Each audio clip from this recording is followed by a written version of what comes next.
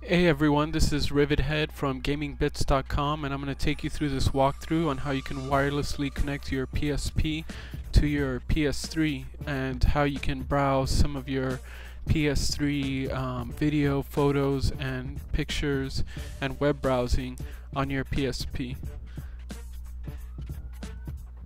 Okay, so we're starting on the network settings, and you want to edit the infrastructure mode. And we're going to go ahead and set up a new connection. We're going to go through enter manual.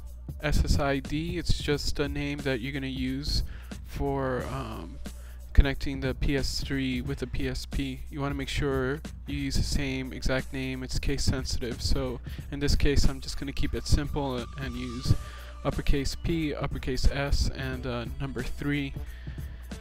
And then I'm going to set up the WPA PSK AES setting.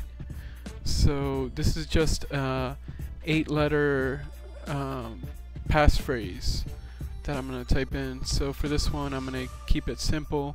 Again, you're going to have to use the same exact passphrase on your PS3. So I'm just going to use 8 characters. You can use 8 characters on yours too. And I'm going to type in play. So we're gonna go ahead and put that in. Let's see.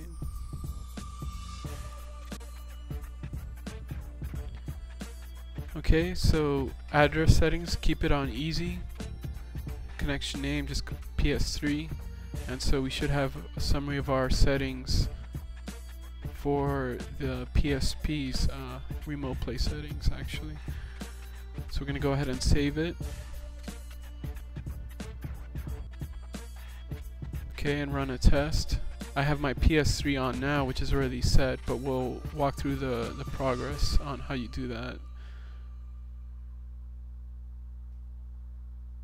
Okay, so these are all my settings for my PSP remote play.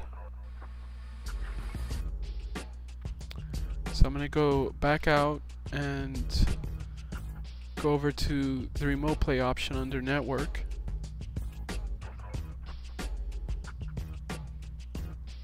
And from here I'm going to select that setting I just created, the PS3 setting. And it's going to attempt to connect onto the PS3. Okay, and I get the PS3's menu here. This is what's on my PS3 right now.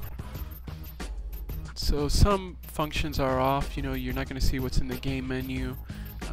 In the video menu you won't be able to see like DVDs or Blue Disc, but here's a video from Lair that was downloaded from online, so I'm watching that now on my PSP.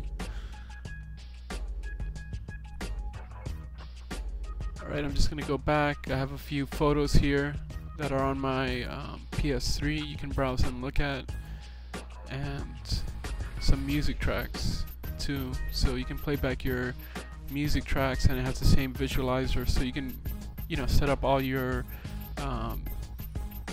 audio tracks to be shared from your PS3 and home videos and video tracks and stuff you've downloaded. There's also a web browser that's built into it. Doesn't have that clarity of the PSP's built-in web browser, so you know, I recommend you guys use the PSP one for now. Okay, so you can also by hitting the home button bring up another menu, and that's to quit. That's how you quit out of remote play, and set the response time. So you can sacrifice a little bit image quality for the speed, and you can check on the status of your signal strength right there. Okay, so I'm going to quit out of the PSP's remote play right now, so we can go through the process on how you set up the PS3 to work on remote play. Okay, under network settings, I'm going to go under remote play connection settings and use the same SSID name I used before, and under WPA code I'm using the same code from before, play, that was the same one I had. Okay, so I just ran through that quickly so you don't have to see me typing it in. And now under network, under remote play, it just tells me to connect the PSP using a remote play connection. So I switch my PSP into remote play mode, and you should be able to see the PS3 on the PSP.